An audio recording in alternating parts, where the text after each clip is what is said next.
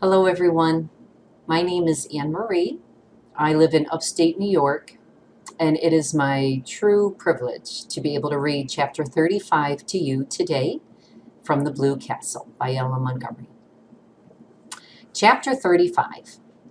30 seconds can be very long sometimes, long enough to work a miracle or a revolution. In 30 seconds, life changed wholly for Barney and Valency Snaith. They had gone around the lake one June evening in their disappearing propeller, fished for an hour in the little creek, left their boat there, and walked up through the woods to Port Lawrence, 2 miles away. Valency prowled a bit in the shops and got herself a new pair of sensible shoes. Her old pair had suddenly and completely given out, and this evening she had been compelled to put on the little fancy pair of patent leather with rather high, slender heels, which she had bought in a fit of folly one day in the winter because of their beauty and because she wanted to make one foolish, extravagant purchase in her life.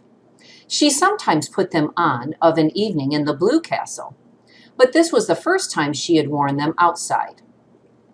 She had not found it any too easy walking up through the woods in them, and Barney guyed her unmercifully about them. But in spite of the inconvenience, Valency secretly rather liked the look of her trim ankles and high instep above those pretty, foolish shoes, and did not change them in the shop, as she might have done.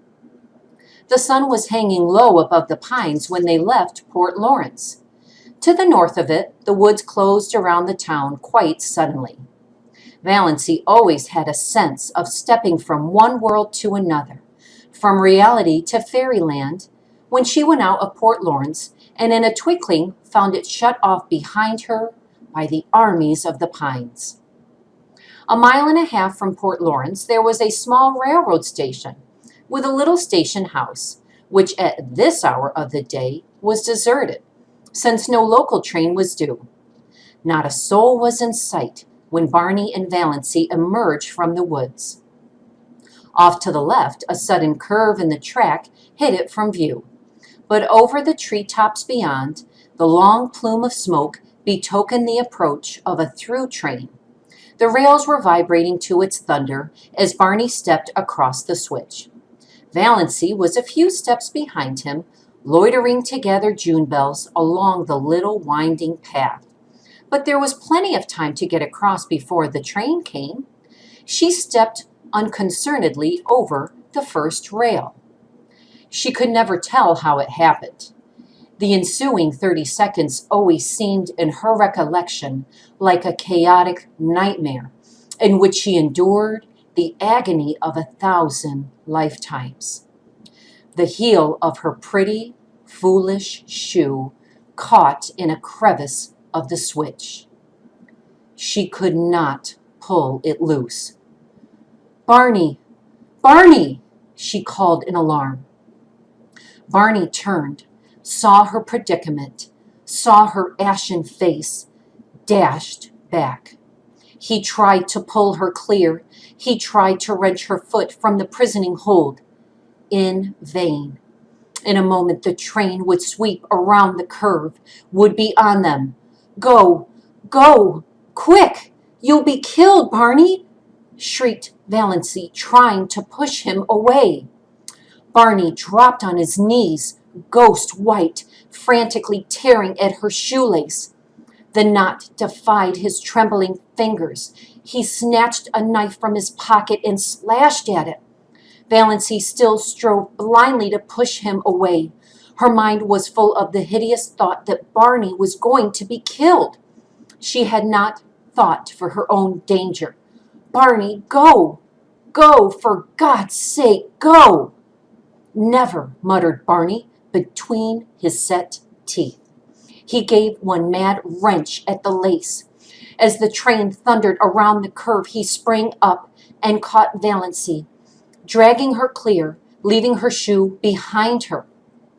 The wind from the train as it swept by turned to icy cold, the streaming perspiration on his face. "Thank God," he breathed. For a moment they stood stupidly staring at each other, two white, shaken, wild-eyed creatures. Then they stumbled over to the little seat at the end of the station house and dropped on it. Barney buried his face in his hands and said not a word. Valancy sat, staring straight ahead of her, with unseeing eyes at the great pine woods, the stumps of the clearing, the long gleaming rails. There was only one thought in her dazed mind, a thought that seemed to burn it as a shaving of fire might burn her body. Dr. Trent had told her over a year ago that she had a serious form of heart disease, that any excitement might be fatal. If that were so, why was she not dead now? This very minute. She had just experienced as much and as terrible excitement as most people experience in a lifetime, crowded into that endless 30 seconds. Yet she had not died of it.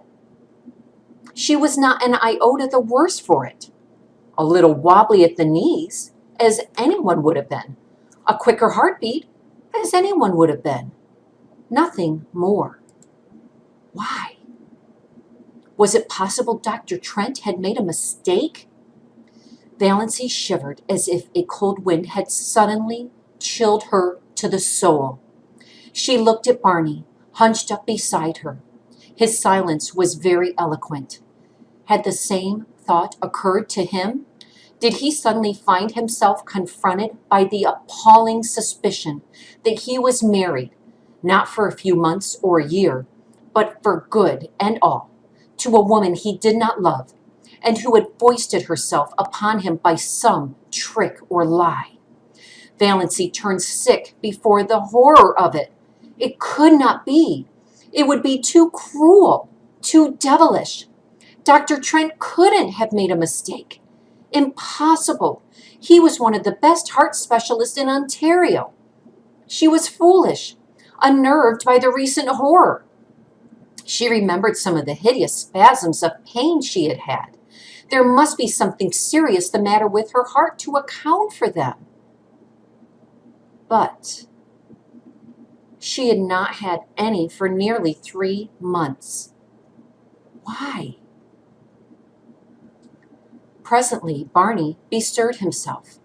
He stood up without looking at Valancy and said casually, "I suppose we better be hiking back. Sun's getting low. Are you good for the rest of the road?" "I think so," said Valancy miserably. Barney went across the clearing and picked up the parcel he had dropped, the parcel containing her new shoes.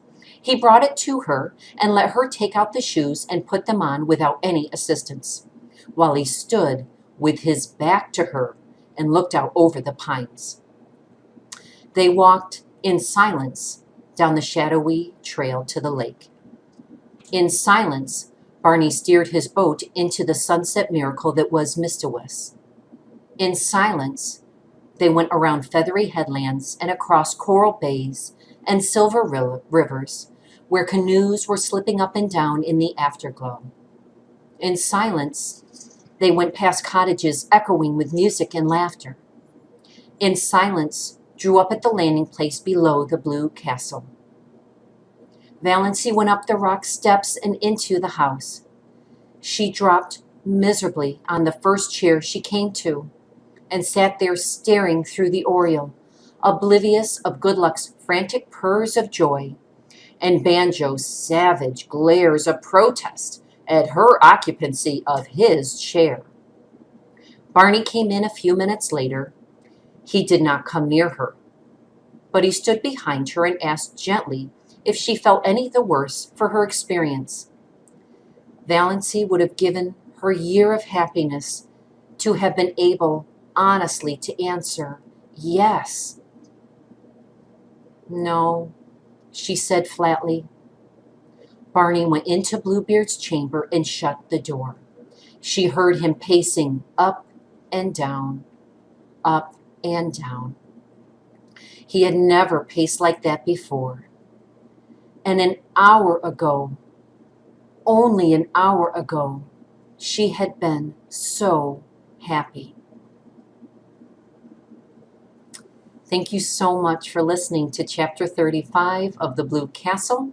It was my honor to read it to you today. And again, my name is Annemarie. Enjoy the rest of the book.